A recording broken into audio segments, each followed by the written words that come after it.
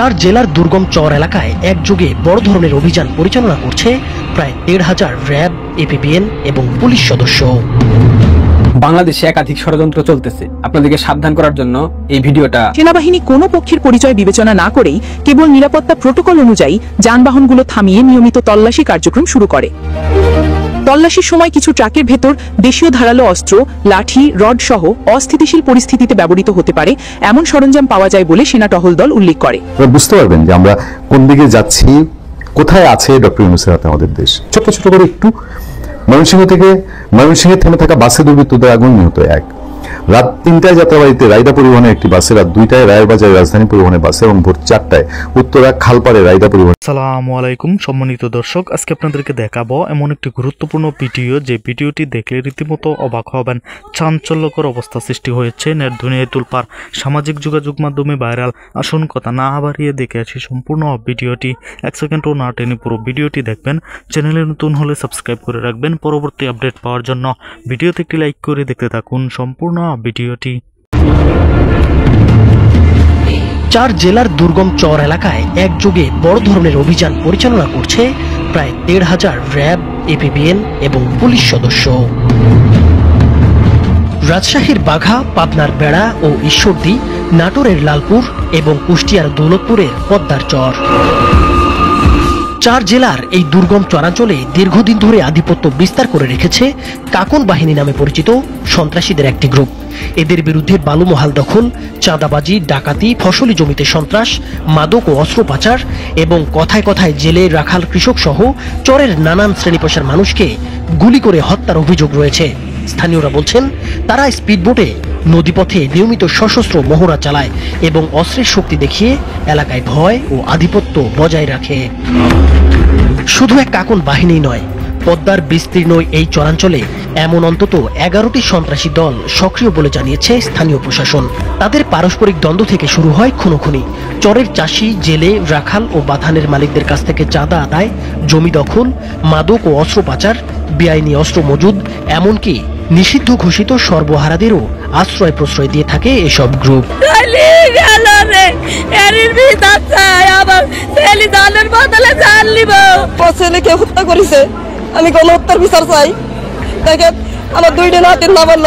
কাকন বাহিনীর প্রধান হাসানুজ্জামান কাকন ২০০৫ সালে পান্না নামের আরেক চরের সন্ত্রাসী নিহত হওয়ার পর সৌদি আরব পাড়ি দেন তিনি।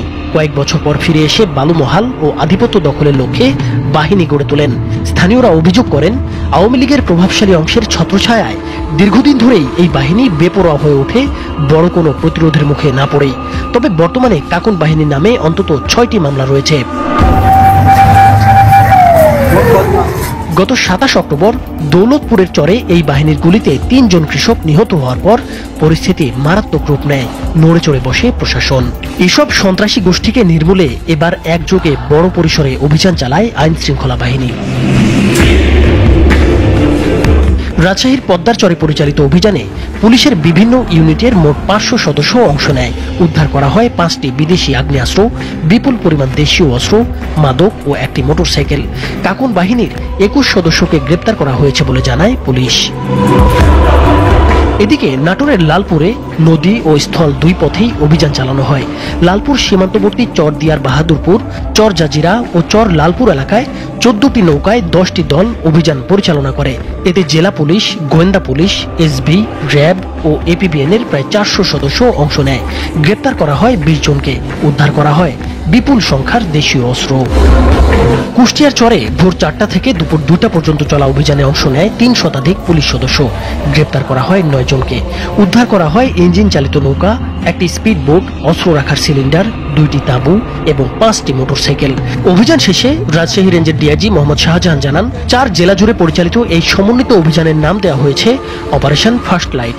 অভিযানে মোট ৬৭ জনকে গ্রেপ্তার করা হয়েছে, উদ্ধার করা হয়েছে ১০টি আগ্নেয়াস্ত্র সহ বিপুল পরিমাণ দেশীয় অস্ত্র। লক্ষ্য উদ্দেশ্য যেগুলো ছিল ১১টা বাহিনীর অত্যাচার থেকে জনগণকে আবার পরিত্রাণ দেওয়া, বিধিহীন একটা শহরাঞ্চল গড়ে তোলা, তারপরে সীমান্ত এলাকায় অভিযান চালানো এবং সম্মিলিতভাবে যে জেলাগুলো এর সাথে সম্পৃক্ত তাদেরকে সাথে নিয়ে আমরা একটা অভিযান পরিচালনা করা, আর যেসব অপরাধগুলো হয় সেই অপরাধগুলোকে নিয়ন্ত্রণ করা, এটা ছিল আমাদের মূল কাজ। ডিআইজি আরো বলেন, চর এলাকার মানুষের নিরাপত্তা নিশ্চিত করতে এখন থেকে নিয়মিত এমন অভিযান পরিচালনা করা হবে। বাংলাদেশে একাধিক ষড়যন্ত্র চলতেছে, আপনাদেরকে সাবধান করার জন্য এই ভিডিওটা। প্রথমত, ডক্টর মোহাম্মদ ইউনূসের উপর যে ছায়া দিয়ে রেখেছিল ডিপ স্টেট, আপাতত বাংলাদেশ থেকে ডিপ স্টেটের সকল ধরনের কর্মকাণ্ড স্টপ হয়ে গেছে এবং ডিপ স্টেট এই অঞ্চল থেকে তাদের ব্যাগপত্র গুছিয়ে চলে যাচ্ছে। কারণ এই অঞ্চলের মা বাপ যাই বলেন না কেন, ভারত, চীন, রাশিয়া, এই তিনটা পরাশক্তির বিরুদ্ধে খেলে ডিপ স্টেট এখানে তেমন একটা সুবিধা করতে পারেনি। সুতরাং ডিপ স্টেট তাদের সবকিছু গুছিয়ে চলে যাবার জন্য সব ধরনের পরিকল্পনা করে ফেলেছে। এই অবস্থায় ডক্টর ইউনূস সর্বোচ্চ বেকায়দার মধ্যে পড়ে গেছে। ইউনূস এখন চাইবে চলে যাওয়ার পূর্বে বাংলাদেশটাকে একদম বিধ্বস্ত করে দিয়ে যাইতে এবং বাংলাদেশে একটা গৃহযুদ্ধ শুরু করতে চাইবে। আওয়ামী লীগের 13 নভেম্বর যে লকডাউন কর্মসূচি, এই লকডাউন কর্মসূচিকে কেন্দ্র করে সারা দেশের বিভিন্ন প্রান্তে জঙ্গি হামলা হবার একটা প্রকট সম্ভাবনা আছে। কারণ এই 14 মাসে বাংলাদেশের সীমান্তবর্তী যে অঞ্চলগুলোতে জঙ্গিদেরকে প্রশিক্ষণ দেওয়া হয়েছিল এবং সেই প্রশিক্ষণের দায়িত্ব নিয়ে সবকিছু সম্পন্ন করেছে লস্কর-ই তাইয়েবা এবং জৈশ-এ মোহাম্মদের জঙ্গিরা। আপনারা নিশ্চয়ই জানেন লস্কর-ই তাইয়েবার যে হারুন ইজাহার, তার যে ঘনিষ্ঠ সহচর, আমি গতকাল ভিডিওতে দেখিয়েছি, সে বাংলাদেশে এসেছিল এবং তার সাথে একাধিক লোকজন অন্যান্য ফ্লাইটে বাংলাদেশে এসে বিভিন্ন জঙ্গি ক্যাম্পগুলো পরিদর্শন করেছে। ইউনূস বুঝতে পারছে তার সেফ এক্সিটের ব্যাপারটা অনেকটা ধোঁয়াশার মধ্যে আছে। অলরেডি তার আশেপাশে যতগুলা কাছের মানুষ, প্রাণের মানুষ, প্রিয় মানুষ, তাদেরকে সেফ এক্সিটের বন্দোবস্ত করে দিচ্ছে বিভিন্ন দেশের রাষ্ট্রদূত বানিয়ে দেওয়ার মাধ্যমে। যেমনটা 75 বঙ্গবন্ধু হত্যাকারীদেরকে বিভিন্ন দেশের রাষ্ট্রদূত বানিয়ে তাদেরকে রক্ষা করেছিল স্বৈরশাসক জেনারেল জিয়াউর রহমান, ঠিক একই পথে হাঁটছে doctor Mohammad Yunus. Yunus safe exit পাবে কি পাবে না সেটা পরের বিষয়, কিন্তু ইউনূস যখন বুঝতে পারছে তার উপর থেকে ডিপ স্টেট ছায়া সরিয়ে নিয়েছে, পাশাপাশি মার্কিন প্রেসিডেন্ট ডোনাল্ড ট্রাম্প ব্যক্তিগতভাবে ইউনূসকে কখনোই পছন্দ করতেন না, এখনো করেন না। তাদের ডিপ্লোমেসি পরিবর্তন হয় না, তাদের ফরেন পলিসি পরিবর্তন হয় না, এটা ঠিক আছে, বাট ব্যক্তিগত পছন্দের জায়গায় ইউনূস কখনোই ছিল না। কারণ ইউনূস ডেমোক্রেটদের প্রথম শ্রেণীর দালাল। ইউনূস বুঝতে পারছে তার সময় শেষ। এখন ইউনূসকে যেহেতু চলে যেতেই হবে, সেই ক্ষেত্রে ইউনূস বাংলাদেশটাকে এমনভাবে বিধ্বস্ত করে দিয়ে যাবে, বাংলাদেশের অর্থনৈতিক কাঠামোকে ধ্বংস করে দিয়ে যাবে। বাংলাদেশের প্রশাসনিক কাঠামো অলরেডি ভেঙে ফেলেছে, বাংলাদেশের আইন শৃঙ্খলা নাই, বাংলাদেশের 2টা বাহিনী, পুলিশ এবং সেনাবাহিনী, এই 2টা বাহিনীকে এমনভাবে লাঞ্ছিত করেছে, এমনভাবে মেরুদণ্ড ভেঙে ফেলেছে, চাইলেও এই 2টা বাহিনী খুব সহজে আর মাথা উঁচু করে দাঁড়াতে পারবে না।